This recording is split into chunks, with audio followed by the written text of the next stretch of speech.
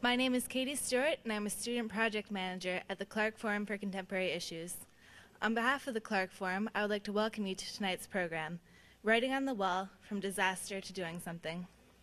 On August 29, 2005, millions of lives were turned upside down as Hurricane Katrina, the greatest natural disaster in U.S. history, struck Louisiana and Mississippi. In Louisiana alone, over 1,500 residents perished, while approximately 200,000 were left homeless. Katrina severely debilitated the New Orleans infrastructure, which remains in a weakened state today, as many hospitals, schools, and routes of public transportation still operate below capacity or not at all. Thousands continue to live as refugees, while recovery and reconstruction within the city progress at a lethargic pace. Katrina's impact was disproportionately felt by African Americans, the poor, and the unemployed of New Orleans, as they comprised a majority of the residents in the damaged areas. Although these communities suffered the most damage, they have received the least assistance and are experiencing the slowest recovery. The persistence of inequalities of race, gender, and class are evident, and as both the local and national governments, as well as local business, have failed to provide for the rebuilding of communities and the infrastructure necessary for people to return to the city. Steady employment with a living wage is still widely unavailable to those wishing to return to their home due to privatization and lack of government assistance. Activism among community-based political groups has arisen in response to the corruption and neglect by the local and national governments and local business. These groups call upon the city to address the inequalities in the recovery process so that people may return to their homes with a solid infrastructure and job market to protect and serve them. Community-based political groups are not only present in New Orleans, but throughout the United States. A growing integrated network of political action groups, or a counter-topography of activisms, calls for review of and changes in politics and policies that undermine the social wage. Professor Cindi Katz is here today to discuss how the government and business fail to provide for the recovery of the poor in New Orleans, and how the community-based political groups that rose in response connect to other such groups across the U.S., forming a larger social movement. Professor Katz is a renowned urban geographer and professor of geography and environmental psychology and women's studies at the Graduate Center of the City University of New York. She specializes in the areas of social reproduction and production of space, place, and nature, gender, children and the environment, and the consequences of global economic restructuring for everyday life. Along with researching activism, social reproduction, and the enduring effects of Hurricane Katrina in New Orleans, Dr. Katz is currently investigating the intertwined spaces of homeland and home-based security.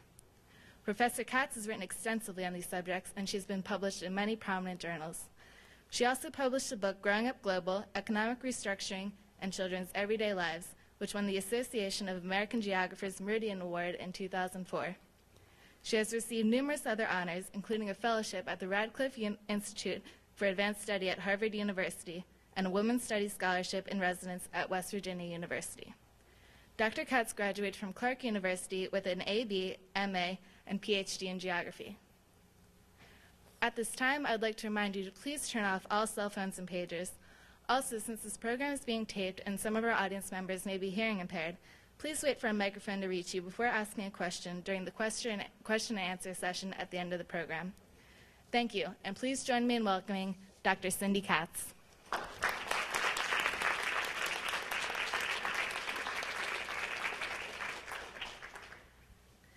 Thank you, Katie, and I want to thank all of you for coming. I'm sorry, I have a cold, so bear with me. And I want to thank Heather Merrill for inviting me, and Karen Fries and Jolie Rankin for bearing with me before this, arranging everything so fabulously. So it's great to be here. And I now feel that the subtitle of the talk is From Disaster to Doing Something, and I think the doing something is something that many of you have been doing, so I hope in the question and answer I can hear some of what you've been doing, because at dinner I heard a lot of interesting things. So I'm not expecting a call. I don't have a watch. It's the new clock of life. Okay, I want to start by acknowledging Helen Hill, who some of you may have heard of. She was a filmmaker, beautiful and talented filmmaker, and an activist in New Orleans. She was a dedicated member of her community. She was kind of quirky. She was a vegan with a pot-bellied pig, and by all accounts, a loving and spirited neighbor and family member and activist. Last year, on January 4th, she was murdered in her home in New Orleans before her husband and toddler's eyes. It was only January 4th, so hers was the 6th murder in New Orleans at that point. 6th murder in 24 hours, part of a week in which there were 12 murders, and the start of a year that saw 99 murders by July 1st. The day that Helen Hill was killed, I was supposed to give a talk. I was in New Orleans to do some research, and I was supposed to give a talk at a storefront art center called Zeitgeist. And I got there, and the manager and founder of Zeitgeist was utterly distraught and besides himself, and learned of the murder. And, I said, forget the talk. Go. You need to be with your friends. And so it was, within a few days of my being in New Orleans, my life intersected with one of many, many, many tragic deaths in the city. But because that happened, I felt spurred to find out about her life. That making of this statistic an intimate part of my life. I found out some of what she had been working on and found out some of the things I said. And she was a filmmaker and making an animated film called The Florestine Collection. And that film was about a dressmaker who had made dresses out of little scraps of material that she'd found in just in thrift stores and her own and her family's worn-out clothes. And Florestine was a 90-year-old blind woman, and she had patched together these dresses of all these colors and textures and design. And when Florestine died, someone disposed of the dresses, and Helen Hill found them in a thrift shop, and so she got inspired to make this animated film about her. And that's a kind of bricolage. What Florestine felt was that all that patchwork made into all these beautiful dresses was a metaphor for New Orleans, and Helen thought that Florestine's metaphor was another metaphor for New Orleans. So I'm trying, this is not as much of a patchwork, and it's certainly far less creative and beautiful, but I've tried to kind of honor that project with my own work, because New Orleans and the tragedy of Katrina really kind of calls forth that sort of response. As most of you know, and is often said about New Orleans, it's the southernmost port of the United States and the northernmost port of the Caribbean. And it is a city whose strange wonderfulness, and it really is a strange wonderfulness, is a vibrant patchwork of messy, colorful difference. And that colorful, messy difference is usually celebrated more than its hideous horribleness, but those two are usually connected. The hideous horribleness is the kind of legacies of venal corruption shot through with racism, deep, even if quirky racism. And I don't want to get into that kind of hyperbole of cliche that New Orleans produces in us, Northerners, I suppose.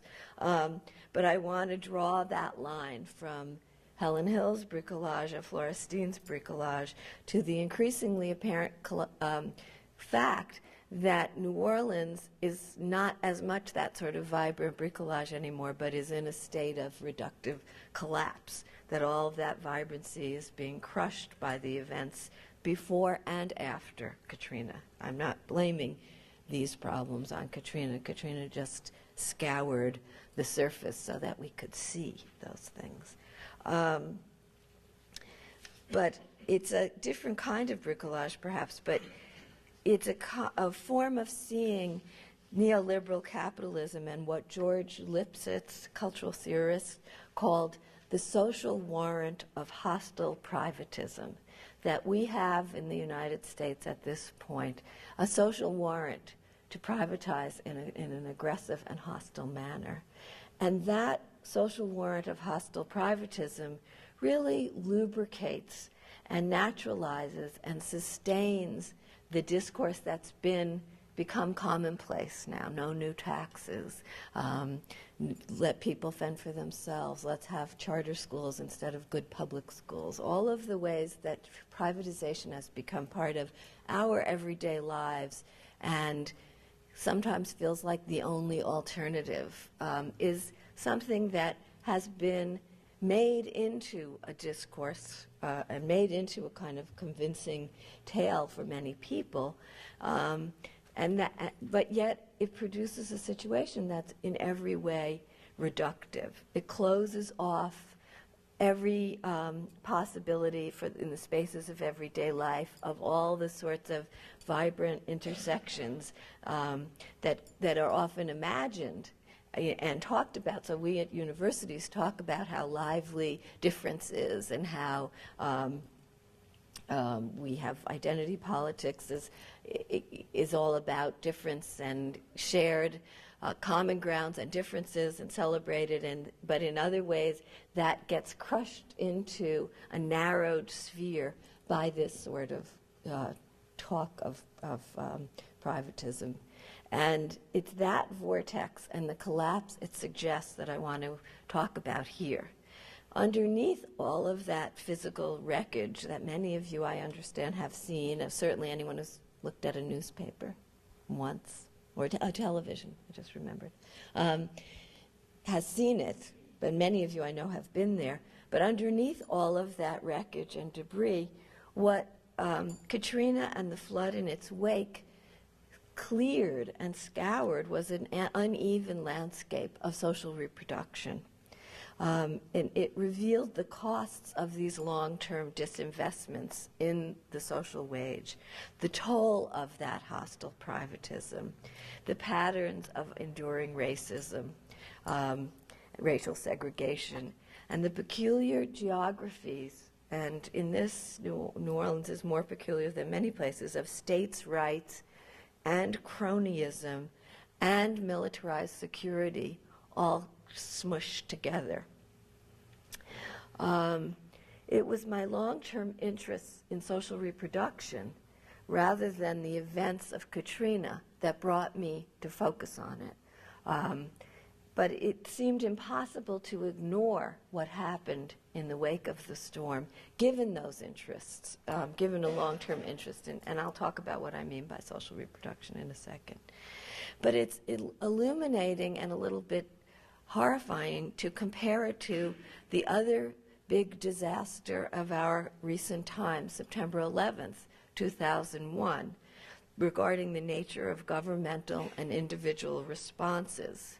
And given the interests of time, I can't really talk about that, but I want to put it in your heads to think about what was the response to September 11th and what was the response to Hurricane Katrina.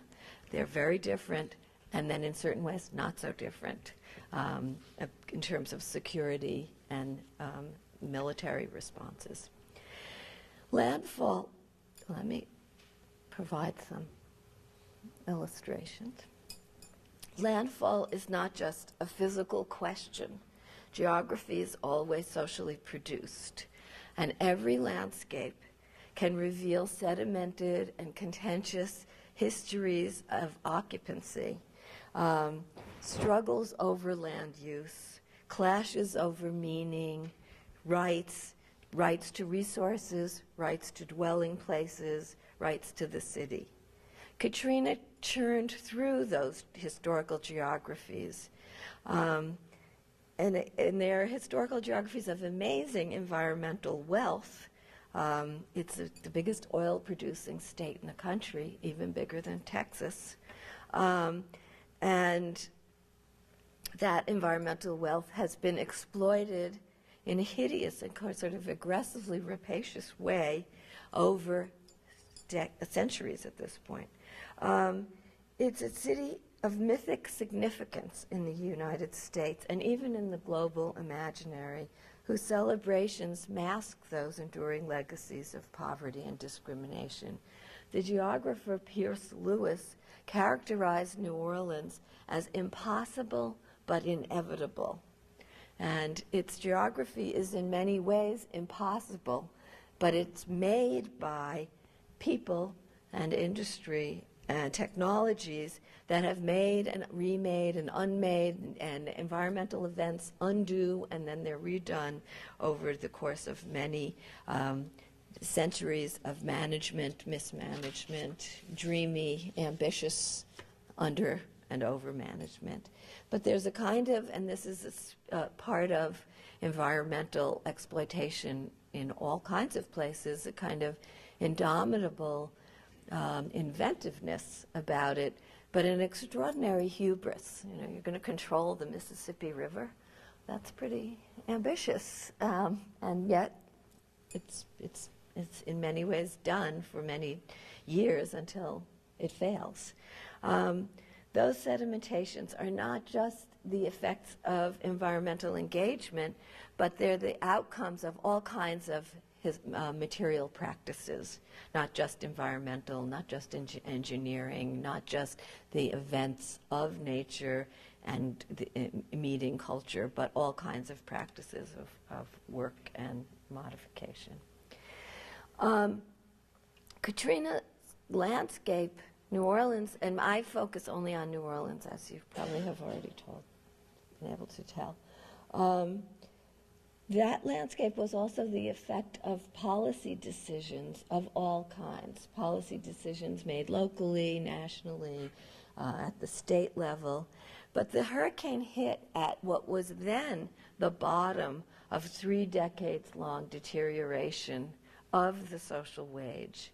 A combination of policies, again, associated with what I was referring to as hostile privatism, of policies at all scales of government that really reduced every aspect of social reproduction, education, healthcare, the judicial system, housing, every aspect except those associated with militarism and policing. Louisiana is, it depends how you count, but one of the places considered the prison capital of the country. It has per capita more prisoners than any other state in the nation. So when the hurricane happened, it was easy to see the costs of those disinvestments, the costs of neglect of crucial infrastructure. And even New Orleans's intricate levee system was eroded and in poor repair. And the population just prior to the storm was about 484,000 people, and it's less than half of that now. But in 1960, the population was 600,000 people, and the loss of over 100,000 people since 1960 was the effect of white flight and suburbanization, something that happened in many large cities across the United States. And that this loss, which has yet to be returned, these people, the diaspora of New Orleanians, is not necessarily going to be reversed. So it's a huge change in the nature of the city. Within this landscape of depletion, New Orleans was worse off than many U.S. cities. As I said, its prison population was large, its schools were failing, it has a perfunctory public defender apparatus. I can never not say this, it was funded by parking tickets. So that's the only source of funds for the public defenders. There's a city of extraordinary poverty, and so if indigent people are defended by free public defenders who are paid by parking tickets, it's not a very fair, equitable justice system, and your chances of having legal representation that's adequate is fairly low. In August 2005, right before the storm, 27% of the population lived below the federal poverty line. The unemployment rate was over 10% citywide, but over 40% in certain neighborhoods, such as the lower Ninth Ward. 2/3 of the city's public schools were labeled failing, and there was a single public hospital required to treat poor people. In the geographer Clyde Wood's terms, the city was or its neighborhoods were in demographic collapse, that there was just this kind of pressure that's reducing the survivability of many of the parts of the city. And the hurricane revealed this demographic collapse and the conditions that produced it in a way that was shocking on a national and world scale, but even shocking within the city itself in many ways. There was the wholesale abandonment of the poor on the part of the state and capital, and that is not just a turn of phrase there. It was really a social fact, which we all saw if you turned on the television during that time and saw what was happening in the Superdome, saw people lying on luggage, whatever those belts, sleeping in the airport. And it's truly was astonishing to see this, but perhaps even more astonishing is that now, more than almost 2.5 years later, not as much has been changed or rectified in its wake as might be expected, or and as would be expected in any other place, I think. To look at the response to Katrina within the framework of social reproduction reveals the extent and gravity of pressing issues on the ground. And I want to talk about 5 different aspects of social reproduction that were crucial to making this. At dinner we talked about there's no such thing as a natural hazard, but that made this natural event, a big hurricane, into a disaster. And these aspects of social reproduction are part of what produced a disaster out of a natural event. In this context, I also want to ask, where do the means of social reproduction come from, and with what consequences? So who's responsible for restoring everyday life, for reclaiming and reconstructing the infrastructure of the city, for returning the provisions associated with the social wage, again, housing, healthcare, education, legal system, things like that. This work of the social wage and of social reproduction is infrastructural, it's structural, it's social, it's political, economic, and it's cultural. And it's accomplished by a fluid combination of households and individuals, the business, whether through the workplace or through commercial enterprise, the state, does the government provide these things, and through the civil society or NGOs, non-governmental organizations, various institutions like religious groups and community organizations. And social reproduction almost by definition always happens. If it doesn't, then there really is complete collapse. So it's got to somehow happen. But when the state abandons its responsibility and business abandons its responsibility, it's left to individuals and households and community groups to secure those means of existence to ensure that people can survive from day to day, year to year, generation to generation. And so that's what was at stake and what got thrown off in particular ways as a result of Katrina. So on the one hand, my point is that the nature of the response to the storm, or the lack thereof, is indicative of the effects of long-term disinvestment in these parts of everyday life, and the commitment of business and government to privatization, which is part of a much larger political context in the U.S.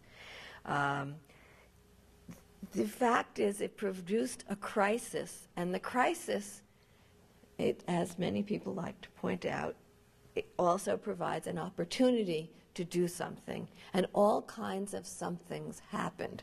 So although the first probably 2/3 of my talk gets grimmer and grimmer, there's a lot of things to feel encouraged about in terms of the sorts of activist responses that were seen in the failures of a lot of the institutional and governmental and business arenas. So I will cheer up at the end. My voice won't be any better, but I will smile maybe. So what are those elements of social reproduction?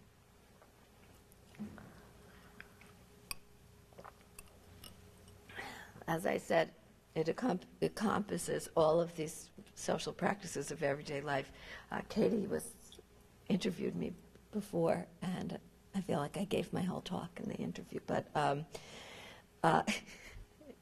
didn't I? See, I have nothing else to say. But I said at that, she said, what's social reproduction? And I said, I kind of think it's everything. Since I've studied it for like 900 years, I actually do think it's everything. But it's everything that's not production. But it's the stuff of everyday life that allows everyday life to continue. So it allows production to continue. It's how we make the means of production and the people to make it work. So it includes making machinery and factories and all of those things, but also securing a sustainable environment and resources that can be used in production. It's producing a differentiated and differently skilled labor force. It's providing for all of the social learning, knowledge, cultural aspects by which we live our lives as social beings. And so it's, as I said, it takes place in all these different settings, but it includes both the kind of physical aspects of generational and daily reproduction, but also the cultural, social, and environmental aspects of it. And I won't go any more into that. So I want to talk very briefly about 5 aspects of this in New Orleans. The first is the environmental and infrastructural aspect, where New Orleans has a fairly unique requirement of extensive water management, which has been taken care of in recent decades by the U.S. Army Corps of Engineers.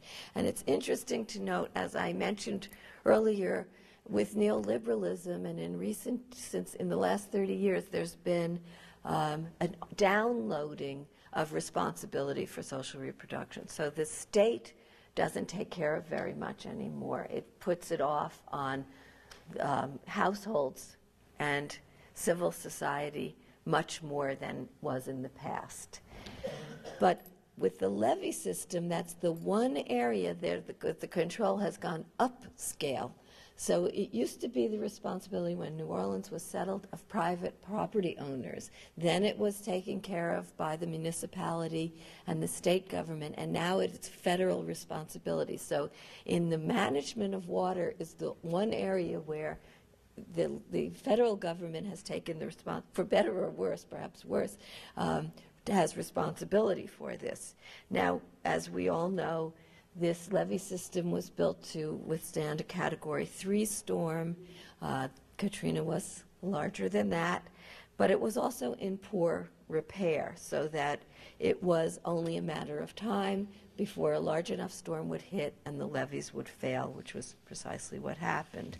The vulnerability is amplified by the insurance industry's reluctance to underwrite property in the area. Let's change the scenery here.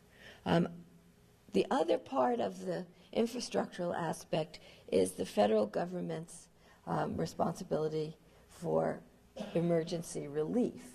So FEMA, this slide is to make the point that we are in a petrochemical state, and part of the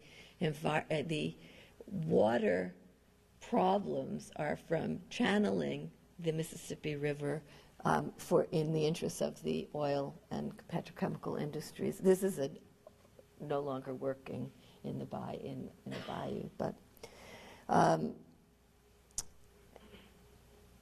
and most of you know images like this, I'm sure. But this was a year and a half after the storm in the lower Ninth Ward. All of these houses, none of them occupied as of that time. And I have learned that FEMA, not only did FEMA make all of the blunders, which we know so well about, but the emergency management of New Orleans was in the hands of was privatized in the hands of a group called Innovative Emergency Management. And it appears that the innovation was they had no plan. So it was, in fact, quite innovative. They had no expertise. As we know, FEMA had been deprofessionalized under Bush as well. But Innovative Emergency Management had no plan, for example, for the 120,000 people who didn't own private cars. So these are people who can't just kind of get out of town if they had adequate warning. They need assistance. And none of this was taken care of. Part of what FEMA had been preoccupied with prior to the storm was questions of security in the wake of September 11th. And this is directly related to social reproduction. The security has been obsessively focused on terrorism, not at environmental hazards, not at other dangers to social life and environment. And the concern with having security, too, trumps the sort of security of. And so the military expenditures and policing take the form of investments that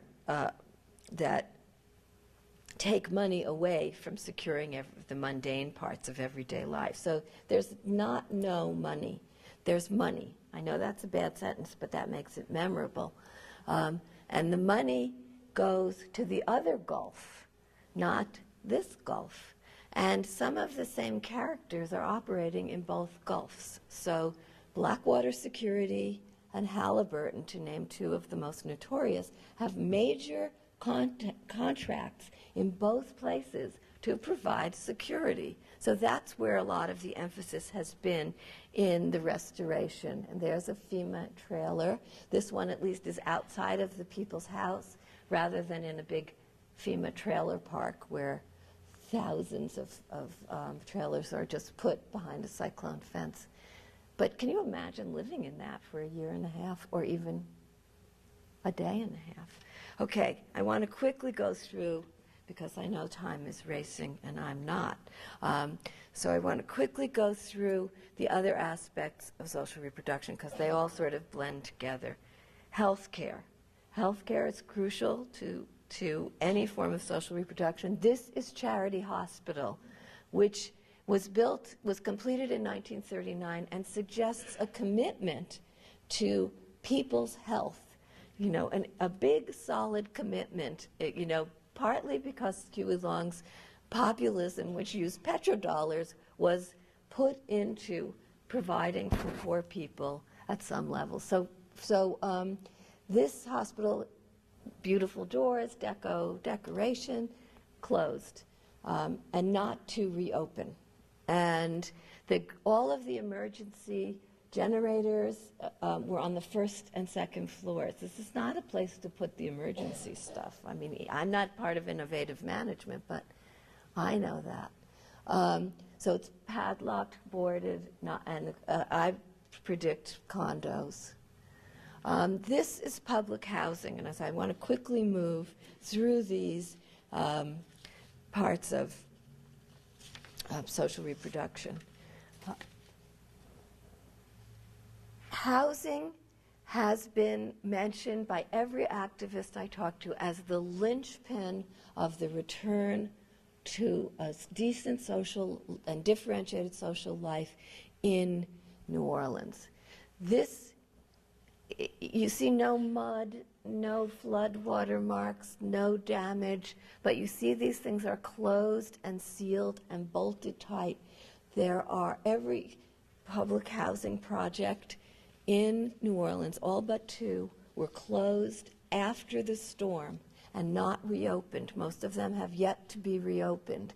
And one of the projects, for example, Lafitte, is between the French Quarter and the Central Business District. So it's nice prime real estate. And I know I sound cynical, and I know I sound angry, and I am both at this point, because it's quite clear that there's an intention to close public housing and privatize it.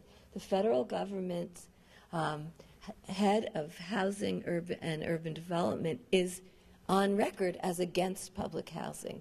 They are in favor of mixed income housing, but the mixed income housing mixes at a much higher level than people who live in public housing. So the housing of New Orleans has been closed. As you probably remember, the notorious statement by Richard Baker, a Republican congressman from Baton Rouge, who said, and I quote, "We finally cleaned up public housing in New Orleans. We couldn't do it, but God did." So this is no way to find out there's a God, but that sentiment speaks volumes about what's going on, because when I have toured the city and seen the different public housing developments and seen that to date people have not been allowed to move back in, masonry building, decent in many ways, you see that it's an intentional policy.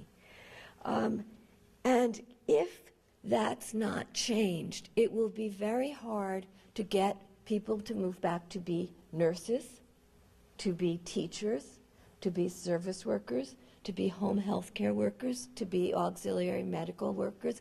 And that was the problem when I only glossed over this in health care, but there's tremendous shortages of staff. Nurses more than doctors, health care workers more than both, because they can't afford to live in the city without adequate affordable housing, always an interesting term, but without public housing. And in the time since, there's another picture of it. Because it says for rent, I've kept this, the leftover. Everything just stopped, but private market housing, the rents have gone up by nearly 100%. So there's rent, there's unaffordable rents, and there's no public housing. This is another public housing, and this is a prison. Can I? It's a little connection to be drawn about that form of public housing. So one of the things I just want to talk briefly about education in connection with housing is that one of the things I really noticed being there is how much, it's of course obvious, but it was made palpable being there, how much schools anchor neighborhoods. So elementary schools are almost definitionally the heart of a neighborhood. In the worst hit areas, the schools were flooded and are closed and are still not open again. With a teacher shortage and not enough money for reconstruction, schools have not reopened. So children have to be bused all around the city to go to schools with unfamiliar children unfamiliar teachers, and far distant from their houses. This is not a good setting, and it discourages families from returning to the city. So this whole interlocking system, which is all about social reproduction and the social wage, really shows this kind of gridlock in return. You can't get teachers and nurses and housing. You know, you have to get them all sort of at once. And there's been very little attention to doing any of that. I won't spend more time. I wanted to talk about what we could, if anybody cares, but what the kind of federal government has, this Road Home program, which is only for homeowners, not for renters. 55% of the city were renters. So there's no aid to reconstruct your house. And even at that, less than a third of the applicants have received their money 2.5 years later. So it's very slow, very bureaucratic, very much about delaying. The social justice system is the fifth part of social reproduction I wanted to mention. And as I said, the public defender system is funded by parking tickets. Since the storm, there really is no parking. So there's no parking tickets. So there's no money for this. And the other side of the aisle, the district attorney's office, are the most poorly paid district attorneys, assistant district attorneys in the nation. So there's very problematic social justice. There's a very high prison population. This is the city jail. People stay in apparently dreadful, dreadful, dreadful conditions for sometimes 2 months.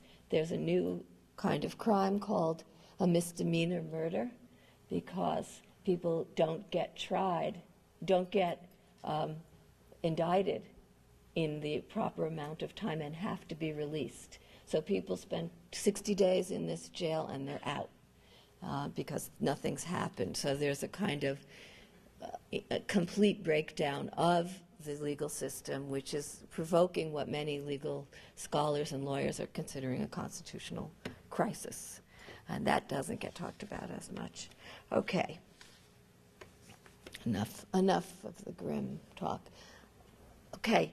In the wake, I find this to be a very poignant slide because it's a hand-painted street sign.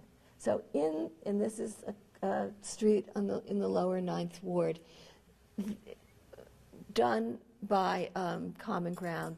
There had been no even rudimentary reconstruction in the city. Street signs, perhaps to help volunteers find places that they were supposed to go to do some work, so that even the most basic things have been handled by volunteers and activists. So these failures of business and the state, which were some are intentional, some are accidental, some are long-standing, some were quite sudden, but they've left a gaping wound ripe for activism and action. And the responses of grassroots and community groups and national volunteers and religious groups and all kinds of organizations and agencies and philanthropies worldwide have been extraordinary. And many of these activities are ongoing, and they're key to bringing New Orleans back in any way. And some of you may have volunteered for Common Ground. There's an enormous number of students who go during semester break and over the summer and do cleanup work. There is among the organizations, ACORN, the Common Ground Collective, the Common Ground Free Clinic. So filling in for the absence of Charity Hospital, which this little clinic can't do all the work of that big giant hospital. A group called Critical Resistance in Sight, Women of Color Against Violence, the People's Hurricane Relief Fund, and Safe Streets, Strong Communities. And each of those are sort of pegged to the different aspects of social reproduction I've named.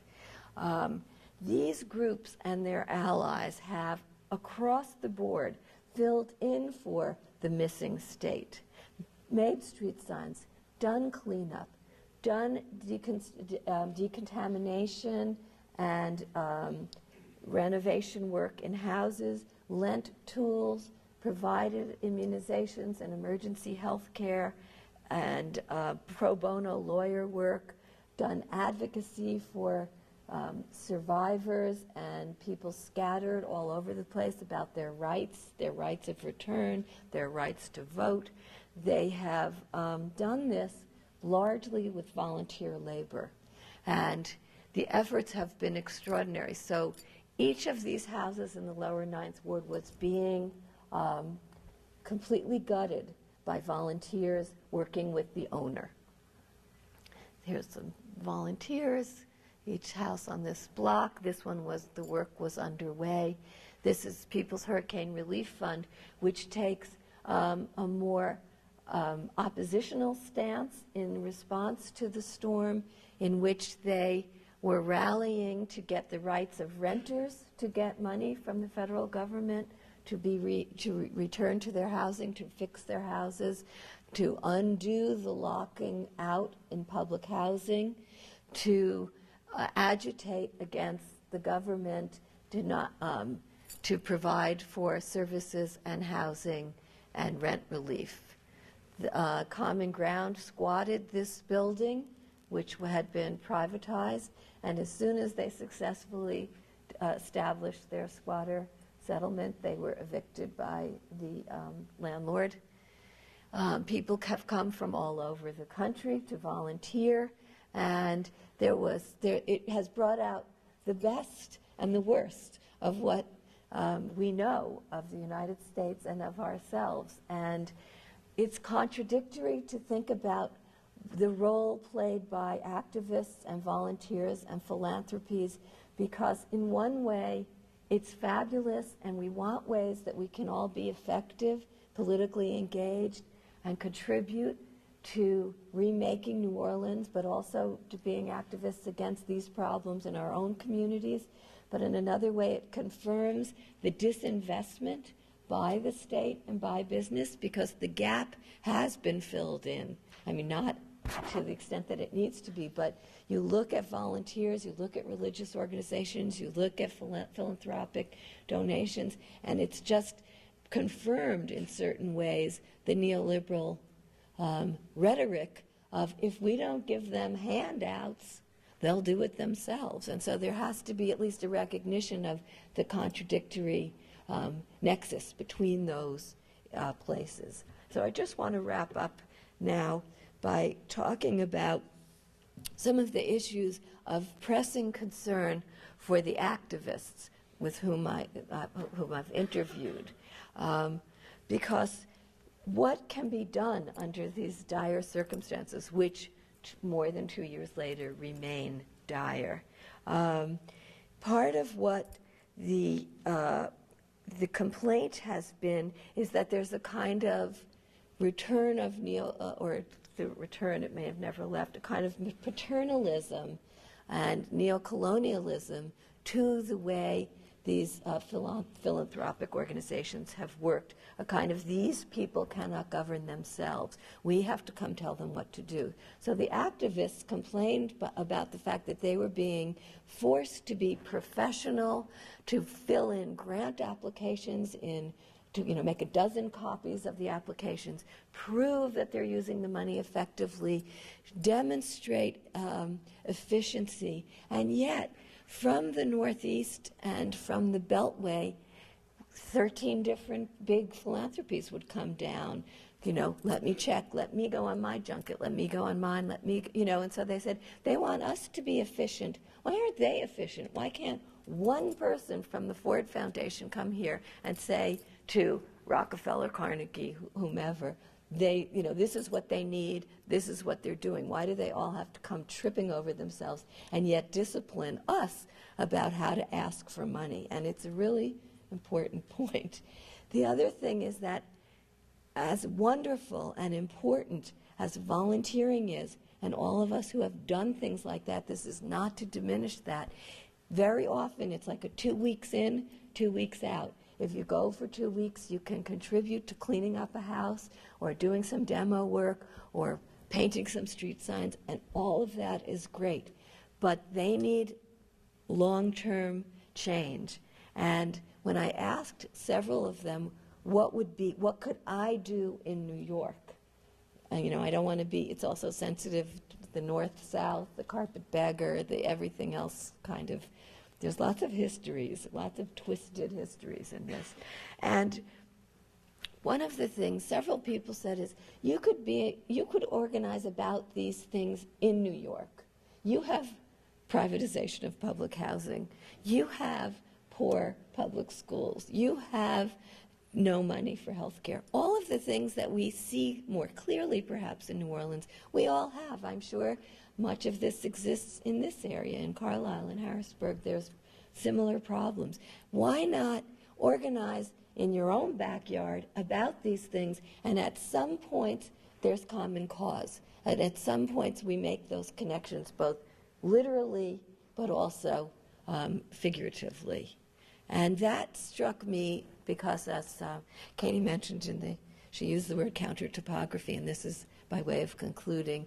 In my work, I've talked about counter-topographies, which I understand as kind of a link among different places that are affected by similar problems.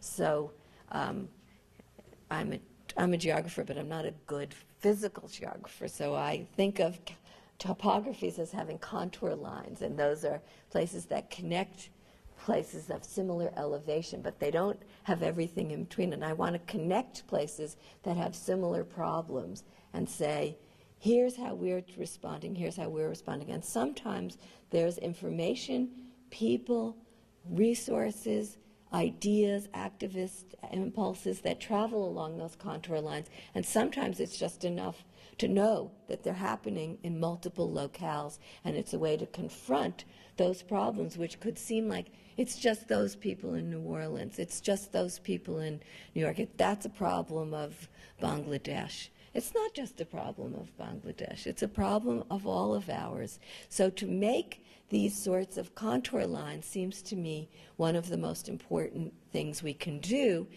in a way that would sustain the efforts in New Orleans. And just after I had that conversation, those conversations, it turned out that there was a demonstration at the Housing Authority of New Orleans that brought housing activists from 7 different places in the United States to New Orleans around those issues, but they were all housing activists in their own cities. And for me, it was particularly bizarrely gratifying. And this is narcissistic, perhaps, but it's an organization in New York that I work with, and the organization in New Orleans. So I thought, wow.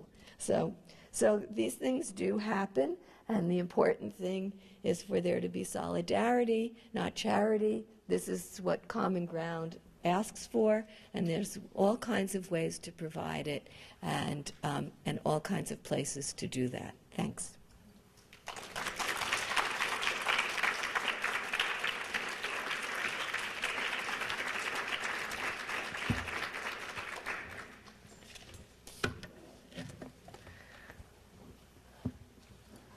You have to go to, the microphone comes to you. We can start off with us, I guess. As you know, we've been taking students down to Louisiana for the last 3 years, and we had the chance to work in East New Orleans and Ninth Ward, as well as the Vietnamese community further out. In both cases, there's quite a bit of reconstruction going on, but it's going through the local churches. We know about Common Ground, and Common Ground is considered by many to be an alien outside force. Because it's felt that these are outside volunteers coming in who are not working through, in their minds, existing social structures that first have to be reestablished and then strengthened. And in this case, it is the local churches and the volunteers that they bring in, busloads from the United Methodists and so forth, that we have observed to be doing the most work, not necessarily Common Ground. So I'm wondering why you're focusing on Common Ground, and how has that been received by the other, basically, groups of faith down there that come from existing social structures? I'm not focusing on Common Ground, although that's where my pictures are, because that was where the people who took us around took us. But I'll answer the question about the churches in 1 second because it's perfect the way I avoid this. But the organization that I really think is the local housing organization is People's Hurricane Relief Fund of a secular variety, and they are quite critical of Common Ground as being outsiders, and people from the Louisiana Environmental Action Network were also quite critical of Common Ground. And then Common Ground has split between the Common Ground Clinic and but then they also do get a lot done, and importantly galvanize outsiders to find a way to come in there who are not religiously based. The reason I said it's perfect is that I know I have to really deal with the religious groups, but I have not done this yet, and I am also the person who's spent many, like 20 years working in Sudan about resistance, and really the resistance was in a religious vein, and I just wouldn't go there. So it's my own fundamentalist secularism that prevents me from refuses to see something that I have to see. So I appreciate the question. I'd like to hear more about what they oppose, but the, what? Get connected to the religious groups? Okay, that's good. But did you meet the People's Hurricane Relief people? I met some of them, yeah, not as a group, but as individuals, at main conferences. Yeah, because they are critical of Common Ground as outsiders. Although Also, Common Ground comes in for 2 weeks. It comes as volunteers, just like Greenpeace very often. Yeah. Has an event, and then they split. And Common Ground has its block down there in the lower Ninth Ward, but they really haven't expanded much beyond that one block which they've reclaimed. But in Algiers, the stuff with the clinic is very different.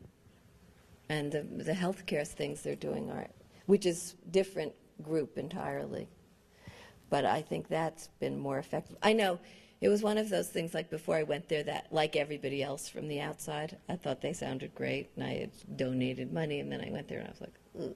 And then I kind of spent a year resisting them, and now I've kind of gone back to at least acknowledging that they do something, and especially with students. And I think it's important to not diminish. It's a way for people to come, who don't have another way. Anyway, I appreciate your comment. I'll get to a church one day. I'm sorry. Cindi, I was trying to think about if it makes sense. I'm a geologist, so I have a slightly different view on this. But as you look at the layers of sediment, there's repeated evidence of hurricanes and storms inundating where New Orleans is. It's an engineered city. Does it make sense to keep tempting fate in rebuilding here? Or was this, as an outsider in a very callous statement, a missed opportunity to relocate an entire city and try and make it less susceptible to future storms? I mean, there's sea level rise, there's coastal erosion, the area is more and more susceptible. Why not move north of Lake Pontchartrain? Because part of sedimentation is social and cultural and historic, and this is home. I agree from a kind of environmental engineering standpoint, it would be great to not rebuild in these lower areas. But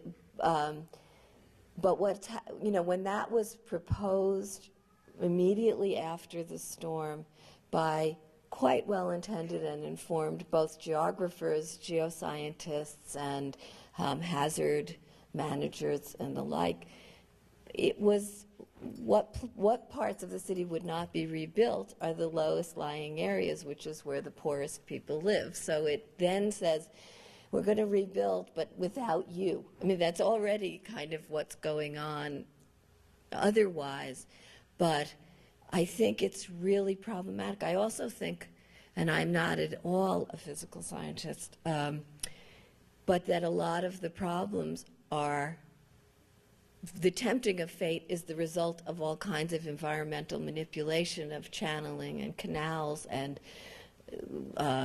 this, so those things force the sediments out to sea and have lowered the sea level and don't allow for the usual kind of ebb and flow of storm surges. So it's already been so engineered. If you want to get rid of the petrochemical industry, that would probably improve New Orleans' chances of survival, and everybody else's. So I don't think it's viable because social history is real.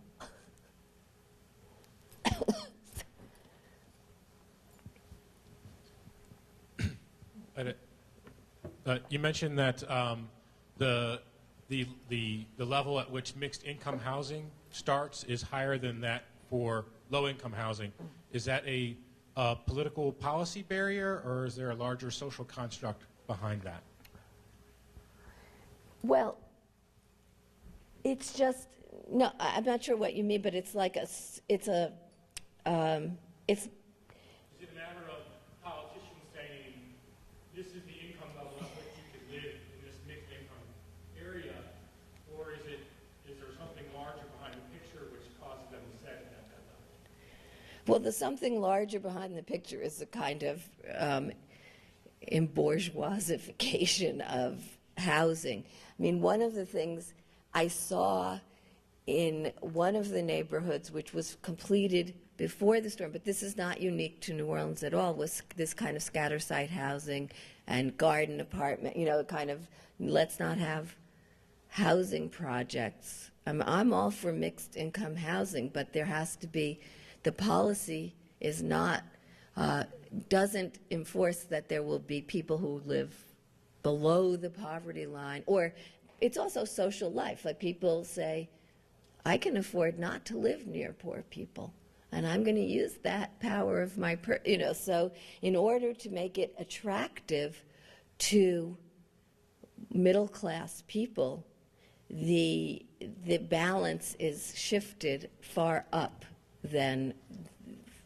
up the income scale, is what I'm trying to say. I don't know technically what the actual policy is, but the houses that they built were wooden, shoddily constructed, but they looked good. So they were all very colorful and had porches, and but I think the construction was the kind of particle board. Next storm it'll just fill with water. But people citywide, every housing activist talked about the fact of this rhetoric of mixed income being the way to smuggle in no affordable housing, a privatization of public housing. I didn't say all the numbers, but there's thousands of people who have been displaced from public housing who have no place to return to. And that's not, like I say, that's not unique to New Orleans. That's happening every place.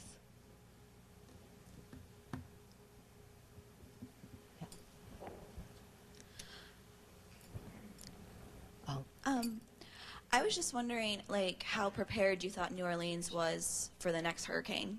You've heard about the levees being rebuilt and new evacuation routes and busing for people who don't have cars, but do you think it'll actually impact if we have another Hurricane Katrina? Yeah, they've spent $7 billion to get the levees just back to where they were, which is still inadequate. I think in another storm they will be a little wiser, but not very much more prepared. I don't think that, it depends partly on the election. I'd like to think that if the federal government changed, there would be at least some serious attention to federal emergency management, and that it would be removed from Homeland Security operations, or that the budget for Homeland Security would actually take seriously emergency management. That there were so many inadequacies the first time around, and so many failures. It's hard to imagine that they could repeat all that. Of course, the city's half the size, so there are fewer people to get out, and there's fewer poor people to get out. But that's the cynical answer. I don't I don't see a whole lot of change. In fact, I just saw this thing where the Innovative Emergency Management Corporation was given a contract to study the failures of the evacuation. So, I mean, sometimes you can't make this stuff up. It's like a farce of history. So that there's this, they're studying who failed, they failed. But they'll tell us what happened. So, yeah, sorry. I'm here tonight because I heard on NPR about demolition, and they were just going through neighborhoods where houses were being partially repaired and came upon a house in which people were living who had repaired their house. And I just immediately thought, they're demolishing this, they're going to put up developments, it's money, and it sounds like maybe that's what's going on. Guys from here and there and everywhere have come in and seen this as an opportunity for money. And also, who has shut these down, these public housing? The Housing Authority of New Orleans had them. Why, do they say? They say that there are safety concerns. They say that there's infrastructural problems. And then they really are on such thin ice of explanations because people lived there and weathered the storm quite literally. And they, to the extent that there was flooding, it was just the ground floor. If you could get into your apartment, you could show that it's not damaged. Now, they've left it for 2 years, so it's become more and more derelict. But they're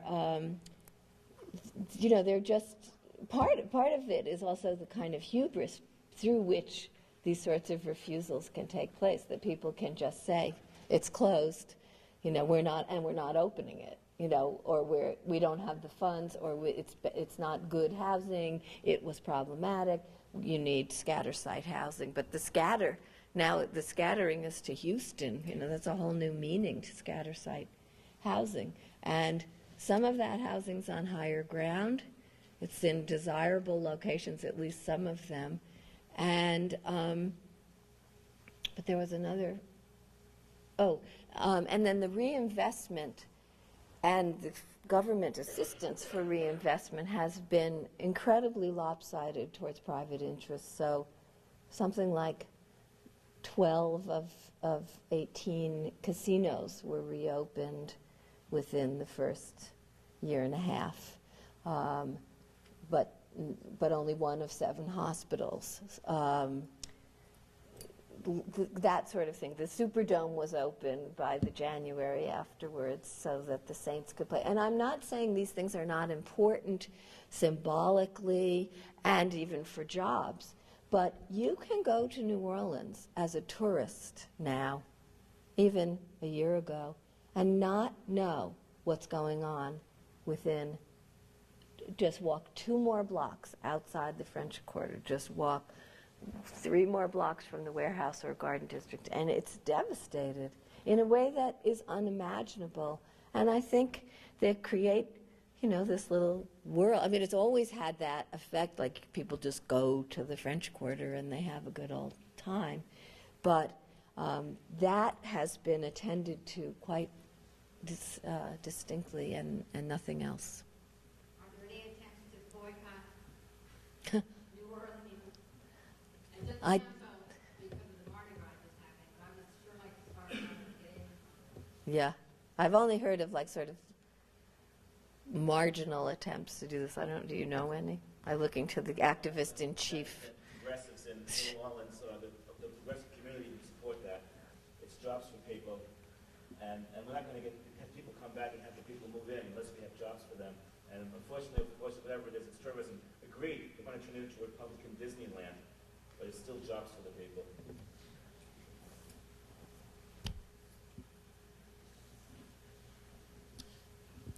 I was thinking as you were talking about privatism and the role of that privatism is behind so much of what you're saying, and I was thinking just as a kind of opening comment that maybe we should stop referring it to as Hurricane Katrina, since that is just an arbitrary name that unfortunately reflects on people who happen to be named Katrina, but maybe we should call it Hurricane Milton in honor of the philosophical parent of privatism, Milton Friedman. Perhaps that would be a little more politically appropriate. But thinking back even further historically, your emphasis really reminded me a lot of the historical work on U.S. welfare policy in the 19th and 20th century by a U.S. social historian who happens to share your last name. I don't know if he's in relation to you, Michael Katz, who's written In the Shadow of the Poorhouse about this tradition in American history of trying to rely, the strong advocacy for relying on voluntary relief efforts instead of government support, and this swinging back and forth. And that, all the way back to the poorhouses of the early 19th century. And what that leads me to ask you then is, to what extent do you think this neoliberalism, which you emphasize so much for the last, say, 20 or 30 years, to what extent is that a reflection of long-term currents in American history, or to what extent is it different in the last 20 or 30 years? Do you think there are major differences in the neoliberalism of the last 20 or 30 years, or is this just a reflection of the ebbs and flows of these arguments throughout American history about the relief of the poor? I think that's a great question. I'm not related to Michael Katz, so I wish. But I think a couple of things.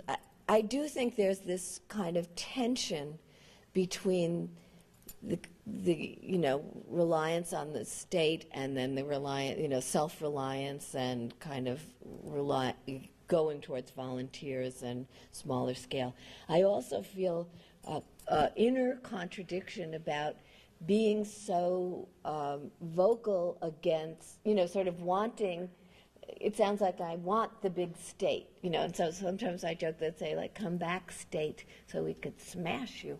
But it's the absence of, and this dates me, and then I see all the people who are my age-ish who at least could chuckle or throw something at me. But so it's not like I want the big state. I like the idea of collective activist engagement in social welfare and in social reproduction of all kinds. But so that the question about privatization and the responses it's called forth are contradictory at best. So that there's, as I also said, that then when the volunteerism fills in, there's a sense of like, oh, see, we're right. People will take care of themselves. So in U.S. history, there has been that ebb and flow in a contradictory way. The flood of 1927 was sort of a blueprint for the New Deal. The last time there was a huge flood in the lower Mississippi, right? Lower, not upper. Really, I'm poorly trained. But the response then was a public response, was state response, was just jumping in, and it was, by many people, and there's lots written about this, a blueprint for what the New Deal became.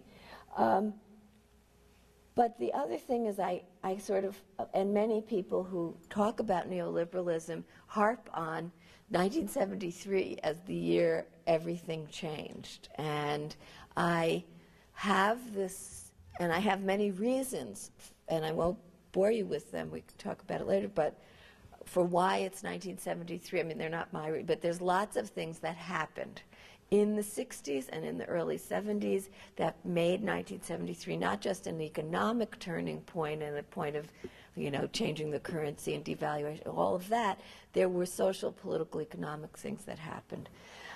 But especially when looking at the Louisiana and southeastern United States issues, to only talk about 1973 is to not look at the long history of hostile privatism there, plantation culture, the kind of whole other way that the South has been treated or denied, been ignored by the state and invested in a kind of privatized, paternalistic, even colonial way, so that history, especially in the Southeast, is much longer than 1973.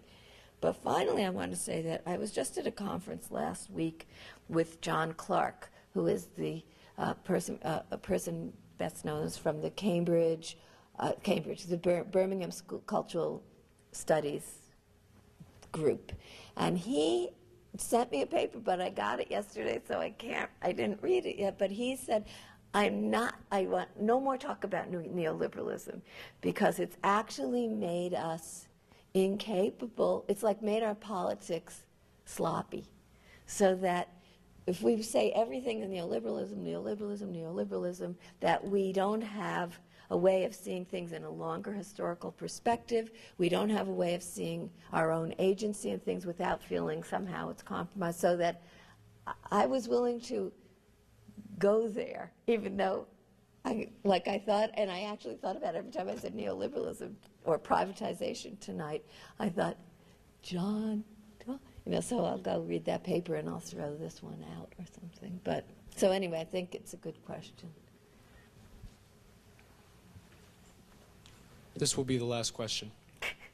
The microphone Big pressure. has And as I sort of move it into the global sphere, I don't mean to get off track, but actually, I'm sort of a researcher on Sudan, actually, and I was wondering if you saw some connections between sort of the humanitarian response to Katrina and sort of the humanitarian response in Darfur right now, especially some of the people I've worked with have coined the terms, global disaster pornography or is sort of disaster tourism. Do you sort of see the same sort of trends emerging in the post-Katrina environment as what's happening now in Darfur?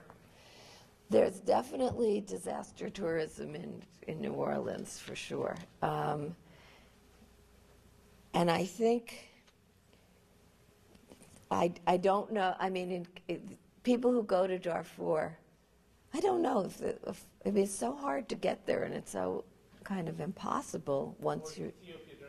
Yeah, no, I think that's a great insight, one that resonates for me in terms of the sort of notions of counter-topography. I think the sense of disaster all over the world and a kind of sense of we know what it is and we'll go there and do something and then we're gone, and then it's the next big bad thing. And I thought about, how you don't hear about, there's not much about New Orleans anymore, or about the Katrina stuff, the tsunami, gone. But now with Kenya and Chad, I thought Darfur is about to disappear.